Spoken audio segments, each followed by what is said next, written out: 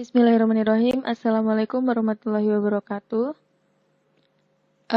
Saya dari kelompok 7 yang beranggotakan saya sendiri, Rani Lestari dan Kusmawati.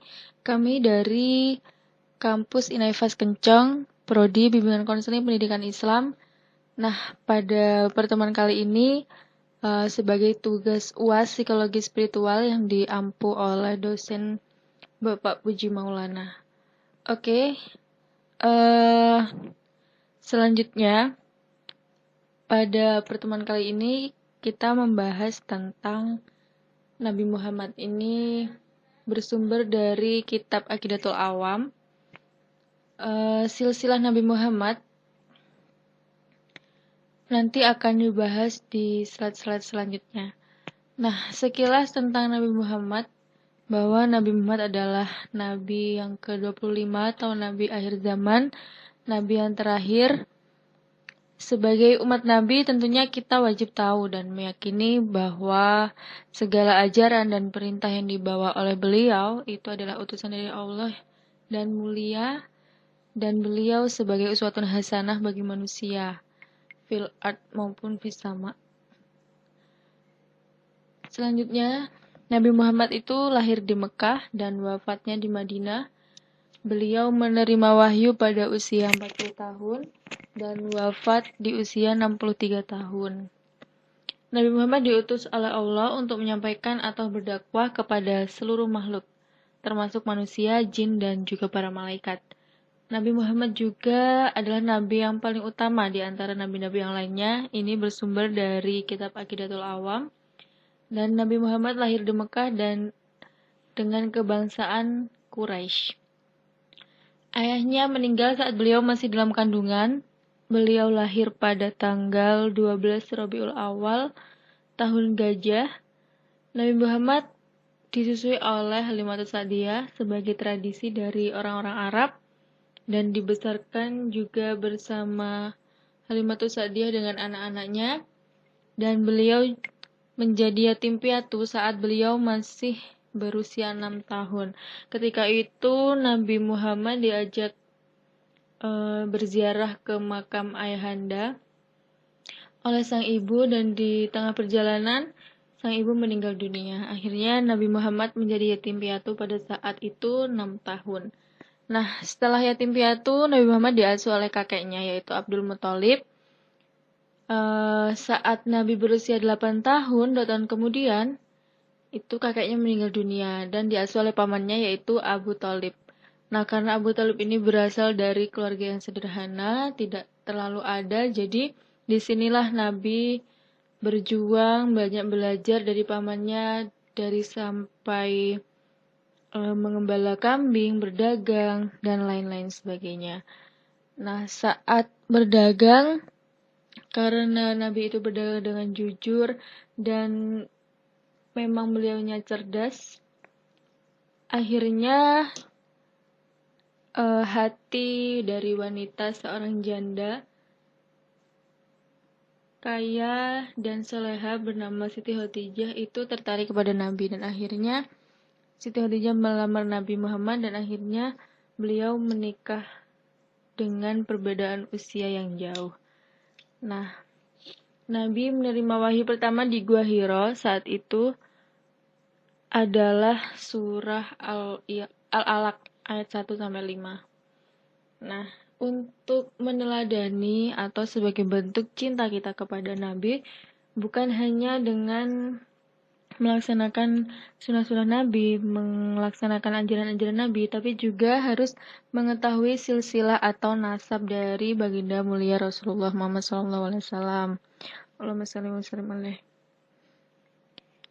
Nah, nasab ini, silsilah ini dari kedua orang tua Nabi, dari ayah maupun dari ibunya. Nah, keterangannya, garis yang putus-putus ini adalah garis pernikahan, sedangkan garis lurus ini menunjukkan anak, seperti itu. Jika dilihat dari nasab Rasulullah yang berasal dari ibu, atau ini Siti Aminah di sini. Nah, ini kita tahu bahwa berasal dari awalnya adalah Kilab bin Murrah. Nah, selanjutnya menikah dengan Fatimah binti Sa'ad dan mempunyai 2 orang anak, Zurah bin Kilab dan Quraisy bin Kilab. Nah, selanjutnya Zurah bin Kilab punya anak Abdul Manaf bin Zurah dan memiliki anak lagi Wahab bin Abdul Manaf, lalu Siti Aminah, dan Siti Aminah menikah dengan Abdullah dan memiliki putra Baginda mulia Nabi Muhammad SAW. Nah, jika dari nasab ayahnya atau Abdullah di sini kita lihat bahwa sama juga berasal dari Kilab bin Murrah dengan Fatimah binti Sa'ad. Nah, nasab ayah Rasul ini Abdullah bertemu dengan ibunya Aminah di sini. Ya, ini berarti dari nenek moyang yang sama. Lalu dari putra Quraisy bin Kilab ini akhirnya memiliki anak yang bernama Abdi Manaf bin Qusay. Lalu yang selanjutnya adalah Hasim bin Abdul Manaf, lalu Abdul Muthalib atau sang kakek dari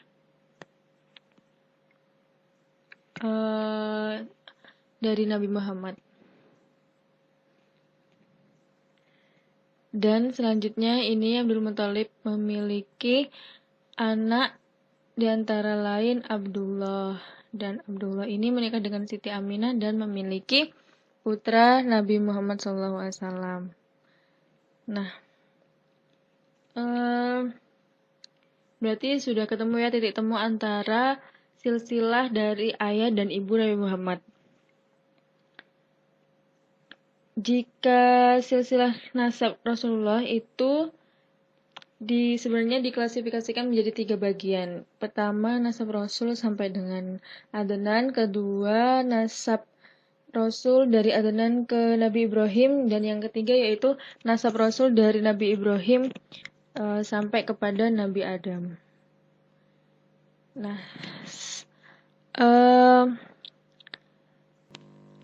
Oke, selanjutnya yaitu tentang istri-istri Nabi Muhammad yang jumlahnya ada 13. Nah, Nabi Muhammad pertama menikah dengan Siti Khadijah, yang mana kita tahu bahwa beliau adalah saudagar kaya raya, janda, berakhlak mulia, dan nasabnya juga mulia pula.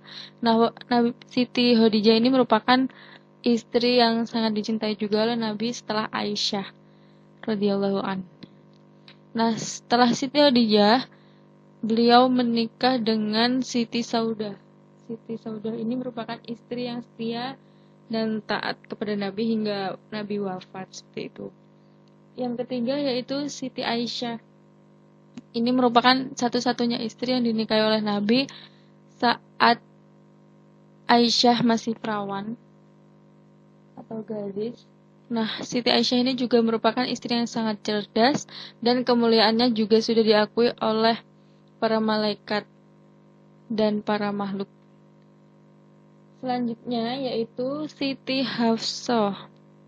Nah, ini istri keempat dari Nabi yang merupakan menikah dengan Nabi saat beliau berusia 21 tahun, Siti Hafsahnya.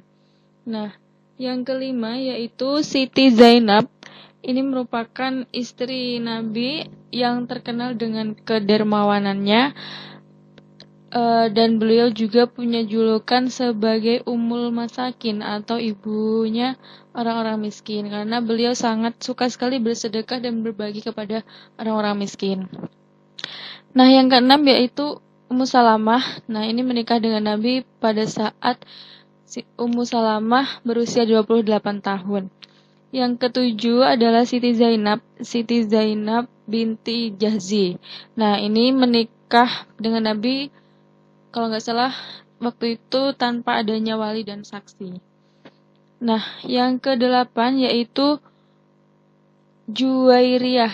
Nah, ini istri ke-8 Nabi, dianggap sebagai wanita yang membawa berkah. Nah, karena banyak saat itu sahabat Nabi yang membebaskan budak di kaumnya. Yang ke-9 yaitu Ummu Habibah. Nah, Ummu Habibah ini saudara sepupu dari Utsman bin Affan. Nah, yang ke-10 adalah Sofiyah. Nah, Siti Sofiyah ini disebut sebagai wanita yang shodiqoh oleh Rasul, atau wanita yang sangat jujur sekali imannya. Yang ke-11 yaitu Siti Maimunah. Nah, beliau ini saudara dari Ibu Khalid bin Walid.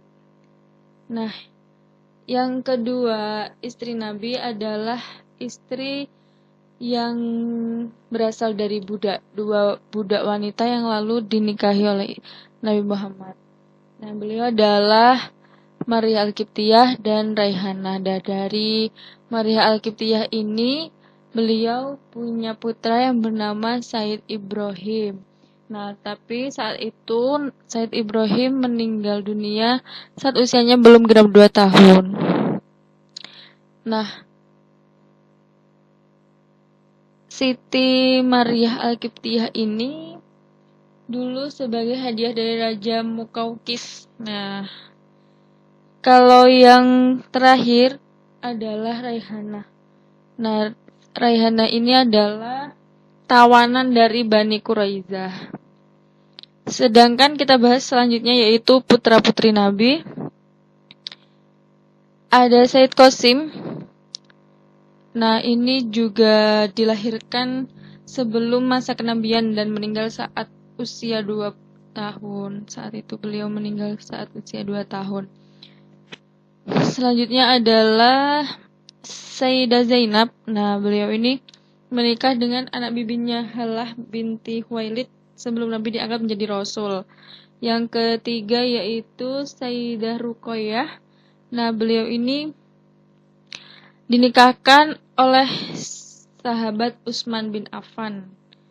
Nah, lalu yang keempat yaitu Ummi Kulsum. Nah, ini beliau dinikahkan dengan Utsman bin Affan setelah Sayyidah Ruqayyah meninggal dunia.